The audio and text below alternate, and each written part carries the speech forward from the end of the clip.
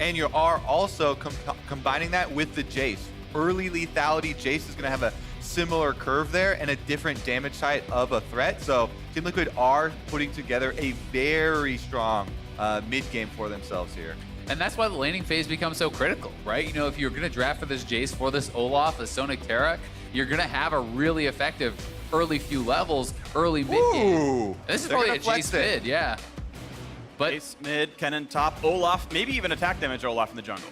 Yeah, I mean, very likely could be, you know, Black Cleaver sort of style. I do think that Olaf pairs very well with the Taric. You send him in with your ultimate, and you can use the Dazzle off of him with the Bastion, hitting those stuns, giving the additional CC for the Olaf, who is going to be really powerful in those early minutes of the game. Both the Sona speed and the Jace acceleration gate work very well for Olaf and Kennen as engagers for the team too. On the side of FlyQuest though, they have also locked in the Zoe for Pobelter, his Game 5 winning champion, where he absolutely hard carried for FlyQuest to get them here today. He's on this once again. They have once again flexed the Aurelia up to Viper, who talked about not even having that many recent games on Aurelia, but having the confidence to play that flex for the team, and it worked out incredibly well. Well, Aurelia versus Kennen top lane is one of the things people looked at as a possibility to help the FlyQuest upset happen. Get the carry versus carry matchup, let Viper hopefully win with experience in this kind of champion with a bit of aptitude on this kind of champion. And we'll see if they can withstand the mid-game spikes and if they can get into the late game. And Wild Turtle can do the late game carrying that he had been doing throughout the back half of the split. It's time for the coaches to shake hands. Invert, always incredibly stylish. Here we go. Team Liquid were the favorites coming into the year. Is this the draft that you were expecting to see from TL? Doublelift has not had the best history on mages in the bot lane. This is more similar to that style. Impact, not the guy you usually want to see on carries, but here's an invade. A double stun. JJ's got to run away, but the core is already there to do some damage. Looking for 2 more shots to kill him. Will he have to burn the flash? Someone to heal might be enough. Will there be the extra auto attacks? Impact coming in to try to help out as well. Flashing over the wall, flashing to follow. 2 autos should be enough, and it is!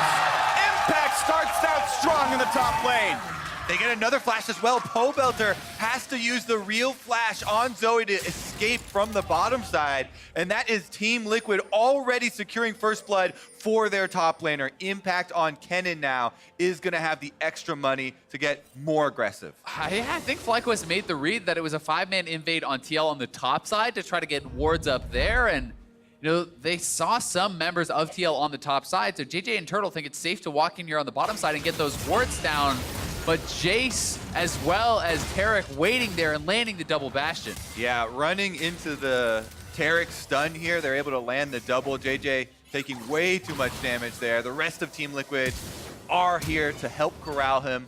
Impact flashing over the wall. Now, flashes expended here are going to need to be tracked by the junglers. Impact is ahead on Kennen. And in the range matchup, you want to try and threaten. But without that flash, you have to be so cognizant of where is Santorin. Rek'Sai, a very potent ganker early on, can go for those flash plays. And so that is why Impact right now is actually letting the minion wave sit in the middle.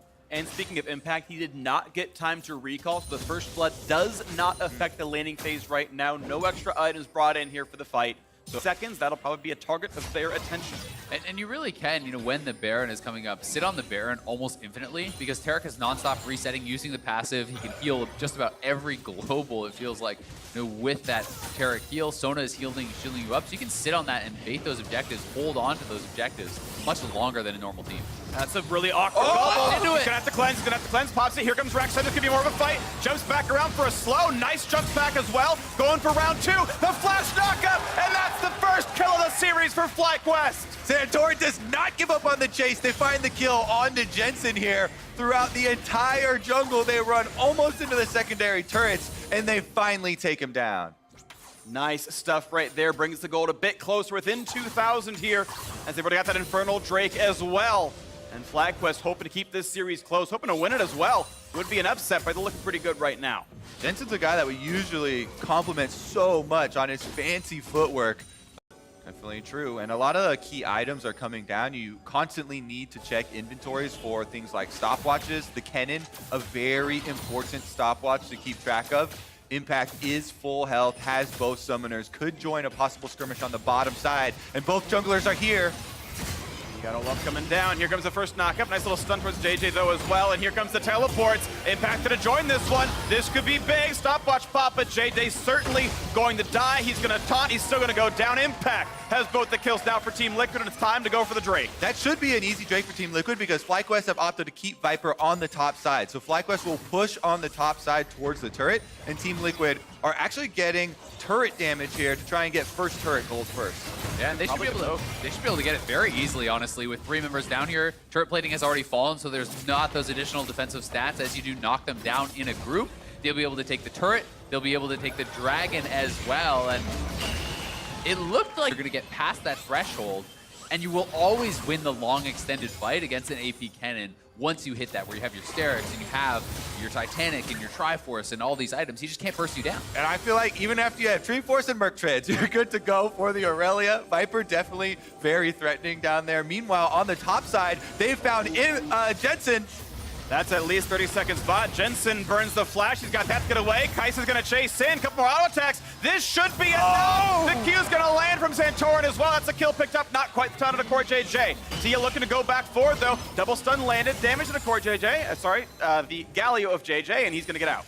FlyQuest make a big play on the opposite side of the map, picking off the split pusher here. Jensen going down on Jace is going to put a stop to the role they're trying to put together.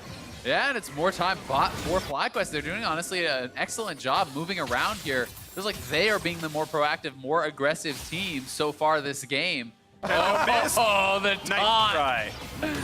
Oh, popping Spell Thief there for the extra move speed, dodges out, and then taunting double lift. I especially like that this is Pobelter and Double Lift exchanging in-game taunts because they have been very active on social media as well. But Impact does get a turret during that time. Pobelter trying to hold them off mid. Looking for a bit of poke, finds a sleep, but the Q won't get much damage because he tanks it up anyway, and the siege continues. This is really what this comp does. Oh, the Infinite flank. health, lots of poke. Here comes the play. A knockup in, Galio as well. Can they knock down one? They've gotten the first kill out of Sona. Double Lift is gone. In goes the cannon, looks for turning it around, but not just yet. Viper is online for the double kill. Looks for number 3, can't find it just yet, but he might get it there. That 3 for Viper in his first play. He's already won 1 series, looking for another, looking for kill number 4. They've found the stun, and it is a quadra kill for Aurelia, and the 5th is picked up. The ace picked up for Pobelter. And it is Rookie of the Split Viper with the deep teleport behind Team Wicklet lines. Comes in, gets the quadra kill, secures the Baron for the team. FlyQuest are off to the races. That was incredible from FlyQuest, the ace on TL when TL is supposed to be strongest. Impact unable to catch anyone with that cannon. And the Aurelia tearing through the matter. It's just about the turret because Taric and Sona can sustain you forever, so they need to attack the health of the turret. They need to push them forward, and that is exactly what they are doing here. TL straight back to full, but Viper is pressing on that bottom side, and the clock is working against Team Liquid. All right, 3-3 now in turrets, and you're right, Team Liquid probably have to wait that minute for Baron to fall, but then not wait too long that we get to 4-item Kai'Sa. Look at the damage on Poether. What a great crescendo. They found their opportunity. Double Lift sets it up, and Jensen knocks it down. Double Lift able to get him back for the taunt earlier here. Smithy is on the chase. Olaf going strong. Got Axe is not going to find the first one, but now hastened by Sona could find the second. Nice blast going by some space as the bottom turret falls, as the rest of the team joins up, and he's going to take the empowered recall. So long-term a kill for a turret. That's an okay trade there as the Baron ticks down. One of the things to always look for when punishing Zoe, when Zoe gets really annoying when going for all this poke, constantly using her breaking Point, something known with the Team Liquid squad is they've got to find their way around this next mid-game fight. The Drake is alive, and if you don't fight for this one, what will you fight for? Impact up to half HP, gets the shield, there's a sleep coming forward, gonna find a little bit of damage. No, not gonna find Core JJ. Both are backed off. Crescendo's available, the ultimates all are right here as the Drake is now started. FlyQuest have to examine their battle lines. Look for the poke, not gonna find this one just yet. Down goes the Mountain Drake, picked up there by Wild Turtle. Will there be an engage? Drowsy onto one, a little bit of damage, not gonna find much of a stun, but now the re-engage, looking to burn him down, and JJ's gonna drop, and here comes the re-engage. They're fast, they're furious, they were invulnerable, and the chase is in. Looking to find that second kill. Ken is gonna help for this one, and they're gonna look to chase down Pobelter as well as Impact chases in. There's the death on the Santorin. Pobelter gonna drop as well. 3-0 to Team Liquid, and Wild Turtle has nowhere to go. Yeah, he's just gonna get chased on down. He does ult out, but Smithy is behind him. There is no escape. And Core JJ decided that fight with a single stun. He stuns JJ immediately as he came in, shutting down the Galio. He couldn't even proc the aftershock, couldn't even get a taunt off before he went down. And just like that, Team Liquid are on the inhibitor turrets. They are running it right back to FlyQuest base. 20 seconds in the major respawns. Inhibitor itself is a guarantee. There's a chance they even look for the Nexus itself. They're cheating a bit forward, and they're waiting around. They're trying to end. to at least... And with the double supports here, FlyQuest heading over that way. Doublelift is out of mana, though. The double support doesn't matter if you can't cast any spells. Sona is very mana heavy. She stayed on the map for an incredibly long time, and there's no Ocean Brick to regen. Blue buff is actually massive for him, but Double has already recalled. It won't really matter in this case. Picked up there by Jensen, who needs mana as well. There's the Drowsy. Olaf is ultless. Not going to find that Paddle Star. Half HP on the Baron. Looking for the re-engage. Most ults are available. It's going to be the Smite fight picked up there by Santorin, but Team Liquid are invulnerable. Looking for the kills. They're going to get one already. Look for a second. Viper going to force the GA out as Turtle tries to stay alive. Kiting away, but goes down to Impact. The kills are going back and forth everywhere, but Santorin stays alive. Core JJ in the duel. A triple for the Rek'Sai. Santorin pushes back Impact, and now it's Core JJ alone. Just as the Taric, it will be FlyQuest winning the fight. Viper is unstoppable. 5 kills in this game. 5 kills. We just had 5 minutes straight of fighting. They were in the base. They're at the Baron. They're in mid lane. Now with the recalls, FlyQuest have swung it back in their favor once again. Such a close fight by that Baron. It felt like TL might have been able to clean them up after the initial Baron kill. They do secure it here with Santorin, but in goes Impact with the Taric ultimate, dropping his ultimate, but great job by JJ. He peeled Impact completely.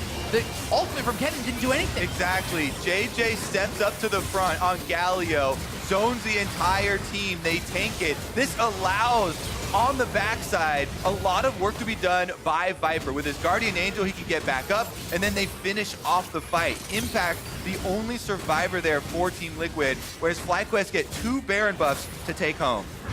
Oh, those are pretty big pickups there. Good pickup on that Baron. And grit by Santorin to land that smite. Look at this game, though. 300 gold separates. And keep in mind, FlyQuest base is not looking very good. They're missing an inhibitor. They're missing one of the Nexus turrets as well. If people thought this was going to be a one-sided series, they were. Tremor sense. And it knows they are not getting baited on the Baron just yet, but it's still fog of war for everyone else. And TL now is going to actually start it up. Remember, Sona, Taric in the pit. They can sustain this as long as their mana survive. Jensen and Impact are trying to zone it out. Impact is spotted, though. He's not in a flank position. TPing for a flank on the other side, though. Here comes the play. Baron's too low. Good smite picked up, but there's the engage looking for the refight, and it's not going to be enough just yet for the FlyQuest side. Kennen does massive damage. Galio joins the back line. 1-for-1 so far. Kennen for Galio. Revives Viper. He's dropping as well. A double kill now for Smithy. Team Liquid get Baron and the team fight. What a huge victory for Team Liquid. They're chasing down Turtle, too. He's going to get crescendo. They're going to have the follow-through, and Doublelift takes him down. And now it's 4 versus 2 with a Baron buff. Team Liquid certainly have enough to close down game 1.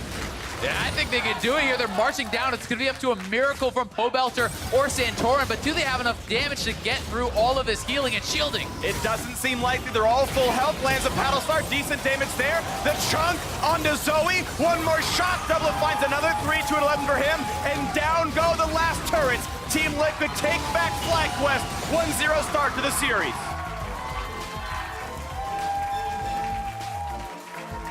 What a well-fought opener here on Sunday. Team Liquid, I feel like they really needed to make that window work, and they did. Baron buff ending the game before the Infinity Edge comes in. Such a big team fight for them. The timing there on the Baron, just a little bit too quickly for FlyQuest. They didn't have people in position to go for the flanks and try and punish them. Oh, what a good game right there. Team Liquid, they continue to stay aggressive throughout the mid game. The 2 team fights they really won by a lot, getting the first Nexus turret, getting the inhibitor open, gave them a lot of space overall, and they had some really big picks. The crescendo from Doublelift back at like 18 minutes in the mid lane, picked off Bolter. That was absolutely huge. And then again, towards the end right there, catching Turtle just to make sure they can close out the game.